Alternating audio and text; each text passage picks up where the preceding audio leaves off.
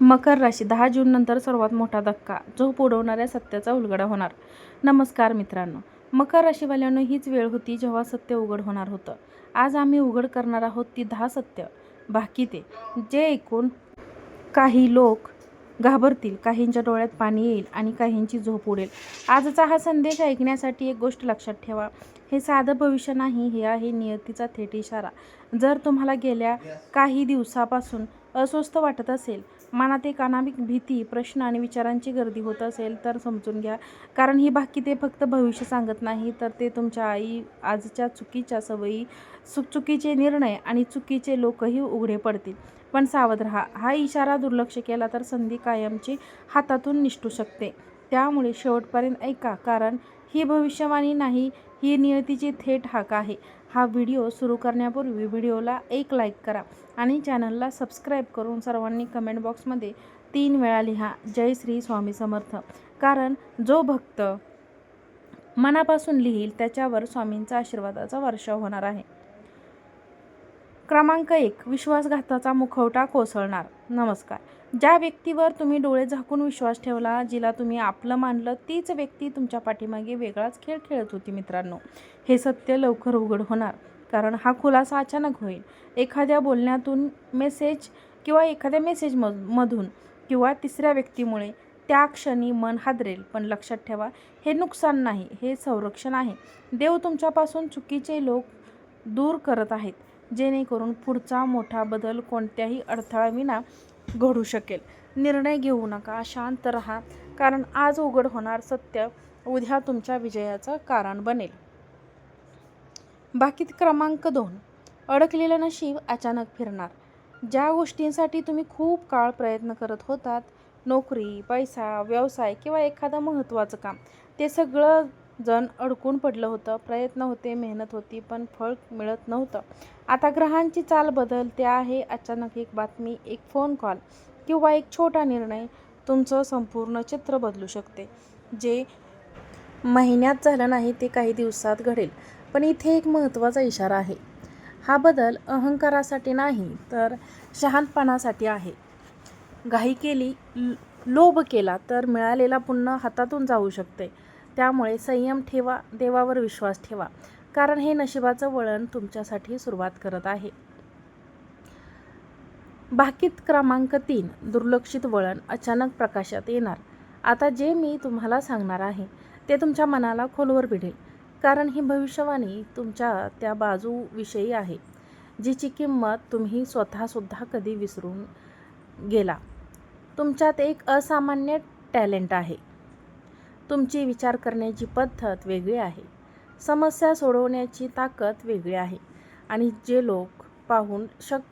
पाहू शकत नाहीत लोक, ते पाहण्याची दृष्टी तुम्हाला लागली आहे. पण दुर्दैव असं की हेच टॅलेंट इतके दिवस दुर्लक्षित राहिले. कधी घरच्यांनी समजून घेतलं नाही, कधी समाजाने तुम्हाला स्वप्न ठरवलं, तर कधी कामाच्या ठिकाणी तुमच्या कल्पनांना गांभीर्याने घेतलं नाही. त्यामुळे तुमचा आत्मविश्वास हळूहळू कमी होत गेला. मी खरंच काही करू शकतो का, हा प्रश्न तुम्ही स्वतःलाच अनेकदा विचारला. लक्षात ठेवा, देव कधीही खरं टॅलेंट वाया जाऊ देत नाही. तो फक्त योग्य वेळीची वाट पाहत असतो. आता ती वेळ आली आहे. अचानक अशी परिस्थिती निर्माण होईल जिथे तुमचं कौशल्य समोर येणं अपरिहार्य ठरेल. कदाचित एखाद्या प्रोजेक्टमध्ये, एखाद्या सार्वजनिक मंचावर किंवा एखाद्या संकटाच्या क्षणी तुमचाच उपाय सर्वांना मार्ग दाखवेल. त्या क्षणी लोकांना जाणे, ज्याला आपण दुर्लक्षित केलं तोच आज आपल्याला वाचवत आहे. ज्यांनी कधी तुमच्यावर विश्वास ठेवला नव्हता, तेच आता तुमचं मत ऐकायला उत्सुक असतील. हा बदल तुमच्यासाठी फक्त यश घेऊन येणार नाही, तर आत्मसन्मानही परत देईल. पण इथे एक महत्त्वाचा इशारा आहे. यश मिळालं की अहंकार येऊ देऊ नका, कारण राजयोग खऱ्या नम्रतेत आहे आणि सातत्यात आहे. जर तुम्ही स्वतःवर विश्वास ठेवला, तर मिळालेल्या संधीचा योग्य उपयोग केला आणि योग्य लोकांची साथ निवडली, तर हे टॅलेंट तुमचं संपूर्ण आयुष्य बदलू शकते. लक्षात ठेवा, आज दुर्लक्षित असलेल्या टॅलेंट उद्या तुमची ओळख बनेल. ही संधी ओळखा, कारण अशी वेळ पुन्हा पुन्हा येत नाही. भाकीत क्रमांक 4, देवाची संपत्ती आली आहे. खूप काळ तुम्ही अशा गोष्टी सहन केल्या ज्याचं उत्तर कोणाकडेच नव्हतं. प्रयत्न होते, श्रद्धा होती, पण परिणाम मात्र निराशाजनकच मिळत होते. अनेकदा मनात प्रश्न आला असेल, देव खरंच पाहतोय का? पण लक्षात ठेवा, देव उशीर करतो, पण अन्याय कधीच करत नाही. तुमच्या आयुष्यातील प्रत्येक वेदना, प्रत्येक अश्रू आणि प्रत्येक शांततेत सहनशील क्षण त्यांनी नोंदवून ठेवले आहे. ही सगळी परीक्षा होती तुमच्या संयमाची, तुमच्या श्रद्धेची आणि तुमच्या कर्माची. आता ती परीक्षा संपत आली आहे. ज्या गोष्टींसाठी तुम्ही थांबलात, ज्याच्यासाठी स्वतःला बदललं, त्या सगळ्याचं फळ आता मिळण्याची वेळ जवळ येत आहे. अचानक अडथळे कमी होताना दिसतील आणि आपल्याला हलकं वाटेल आणि परिस्थिती हळूहळू तुमच्या बाजूने वळेल. पण इथे एक गोष्ट फार महत्त्वाची आहे. या टप्प्यावर अहंकार, राग किंवा देवावर शंका घेतली तर सगळं मिळूनही हातातून जाऊ शकतं. कारण परीक्षा संपली असली तरी सजग राहणं आवश्यक आहे. शांत राहा, नम्र राहा आणि योग्य कर्म करत राहा. कारण आता देव फक्त पाहत नाही, तर तो देण्याच्या तयारीत आहे. भाकीत क्रमांक 5. एक निर्णय जो संपूर्ण आयुष्याची दिशा बदलणार. लवकरच तुमच्या आयुष्यात असा क्षण येणार आहे जिथे तुम्हाला थांबून विचार करावा लागेल. हा क्षण साधा नसेल, कारण एकच निर्णय तुमचं पुढचं संपूर्ण भविष्य ठरवणार आहे. हा निर्णय नोकरी, व्यवसाय, पैसा किंवा नातेसंबंधाशी संबंधित असू शकतो. पर्याय 2.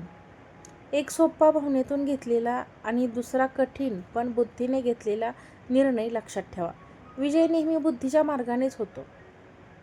या टप्प्यावर जुन्या चुका आठवतील, लोकांचा दबाव येईल, सगळे असंच करतात असे सांगितले जाईल. पण जर तुम्ही इतरांचं इकडं आणि स्वतःच्या अंतरात्म्याचा आवाज दाबला तर पुन्हा एकदा संघर्ष वाढू शकतो. इथेच तुमची खरी परीक्षा आहे. जर तुम्ही ध्येयाने, शांतपणे आणि दीर्घकालीन विचार करून निर्णय घेतला तर हा निर्णय तुम्हाला संघर्षातून बाहेर काढून राजयोगाच्या दिशेने येईल. लक्षात ठेवा, आयुष्याचं चित्र कायमचं बदलू शकतो. भाकीत क्रमांक 6. जवळच्या व्यक्तीचा खरा चेहरा उघड होणार. तुमच्या आयुष्यात एक अशी व्यक्ती आहे जी कायम तुमच्या आसपास राहिली, सल्ला दिला, साथ दिल्यासारखं भासवलं, पण मनात मात्र वेगळाच हेतू ठेवला होता. लवकरच तिचा खरा स्वभाव तुमच्या डोळ्यासमोर स्पष्टपणे उघड होणार आहे. हा खुलासा अचानक होईल, एखाद्या छोट्या घटनेतून, एका वाक्यातून किंवा तिसऱ्या व्यक्तीच्या बोलण्यातून. त्या क्षणी धक्का बसेल. पण लक्षात ठेवा, सत्य कधीच उशिरा उघड होत नाही. तुमची मोठी कमजोरी म्हणजे तुम्ही प्रत्येकावर विश्वास ठेवता आणि हाच विश्वास काही लोकांना तुमच्या विरुद्ध वापरला. पण आता देव स्वतः हस्तक्षेप करत आहे आणि चुकीच्या लोकांना तुमच्या मार्गातून दूर करत आहे. या टप्प्यावर वाद घालू नका, स्पष्टीकरण देण्यात ऊर्जा वाया घालवू नका. शांतपणे अंतर ठेवा, कारण जे निघून जातं ते तुमचं ओझं हलकं करतात. लक्षात ठेवा, हा खुलासा तुमचं नुकसान करण्यासाठी नाही, तर तुमच्या मोठ्या यशासाठी मार्ग मोकळा करण्यासाठी आहे. भाकीत क्रमांक 7. अचानक मिळणारी मोठी संधी. पण सावध राहा, लवकरच तुमच्या आयुष्यात अशी एक संधी येणार आहे जी तुम्ही अपेक्षितही केली नसेल. नोकरी बदलली, नवीन प्रोजेक्ट किंवा आर्थिक लाभाचा मार्ग अचानक उघडू शकतो. ही संधी इतकी आकर्षक असेल की लगेच हो म्हणावंच वाटेल. तर मित्रांनो आणि मैत्रिणींनो, वरील व्हिडिओ कसा वाटला? आवडला असेल तर व्हिडिओला लाईक करा, चॅनलला सबस्क्राईब करा आणि हा व्हिडिओ जास्तीत जास्त लोकांना शेअर करा. आजचा व्हिडिओ पाहिल्याबद्दल तुम्हा सर्वांचे मनापासून खूप खूप धन्यवाद. श्री स्वामी समर्थ.